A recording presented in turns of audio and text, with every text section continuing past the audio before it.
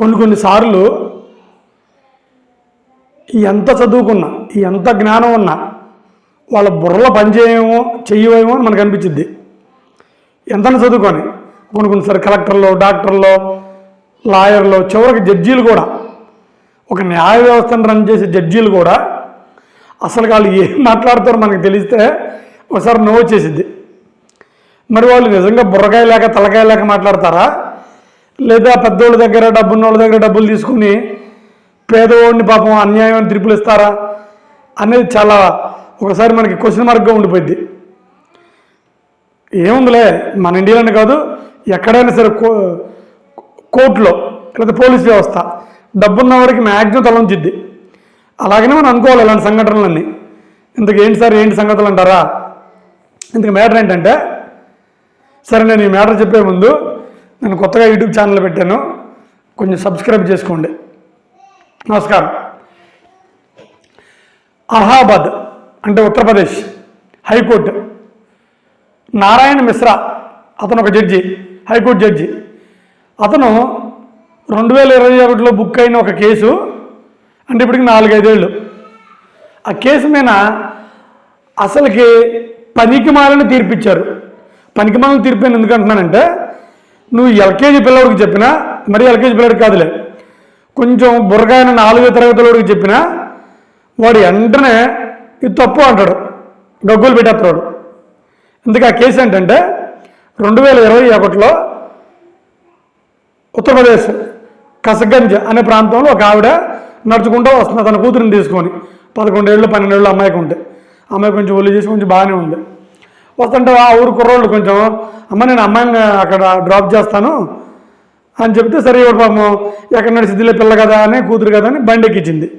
మధ్యలో కూర్చోబెట్టుకునే వాళ్ళు ఆ పిల్లని పాపం ముందు వెనక మొత్తం అయ్యి నొక్కితే పిల్ల కేకలేసింది. కేకలేస్తే సరే ఆ పక్కోళ్ళు ఆ బండిని కొంచెం ఆపంగాలని బండిని వదిలిపెట్టేసి పిల్లను వదిలిపెట్టేసి వాళ్ళు బైక్ వేసుకుని వెళ్ళిపోయారు.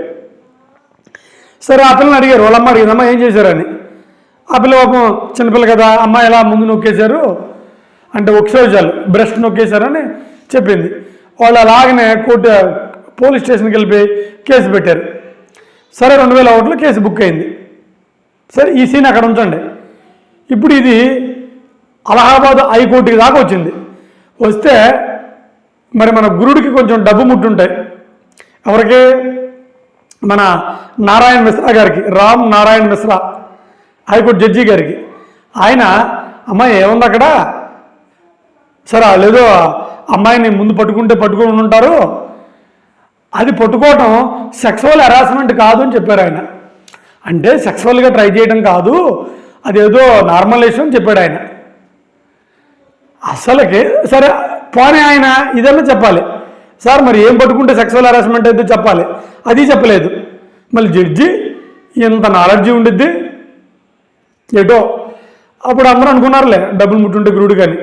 అయితే దాన్ని సుప్రీంకోర్టు, ఈ పేరెంట్స్ పాపం కొంత డబ్బు లేని వాళ్ళు, చెప్పాం కదా డబ్బుకి లోకం దాసోహం అని, వాళ్ళు పాపం కేసు వేయలేదు.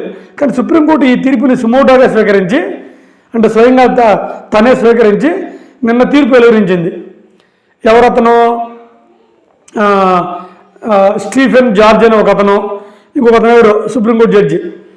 అసలుకి అలహాబాద్ హైకోర్టు జడ్జికి చవాకులు పేల్చేశారు, అతను తిట్టేశారు. ఏమైనా బుద్ధి ఉందా లేదా? ఒక అమ్మాయిని బ్రష్ పట్టుకుంటే సెక్సువల్ హరాస్మెంట్ కాదంటారా? మరి ఏమై ఉంటుంది మీరు చెప్పండి. అసలు మీకు పోక్సో చట్టం కానీ గట్రా కానీ ఎన్ని మీకు ఏమైనా తెలుసా అని పాపం ఆయన్ని చడబడి తిట్టేశారు. మళ్ళీ తీర్పుని పరిశీలించమన్నారు. ఇదన్నమాట. ఒకసారి న్యాయాన్ని కాపాడే న్యాయమూర్తులే ఇలా తెంగర తీర్పులు ఇస్తే పాపం బలహీనుడు, వీక్ పర్సన్, పేదోడు ఇంక ఎలా బతుకుతాడు అబ్బా సమాజంలో? సరే ఏదన్నామని ఒక్కోసారి చాలా విచిత్రంగా తమాషాగా ఉంటాయి. తమాషాగా ఉందిలే, డబ్బున్నోడికి లోకం దాసోహం. పోలీస్ దగ్గర నుంచి జడ్జి దగ్గర నుంచి కూడా డబ్బున్నవాడికి మొత్తం పిసిగేస్తారు. అదే మళ్ళీ ప్రూవ్ అయింది. సరే ఏదేమైనా మనం జడ్జిని తిట్టుకోవాలి కాబట్టి తిట్టుకుంటున్నాం అంతే. నమస్కారం.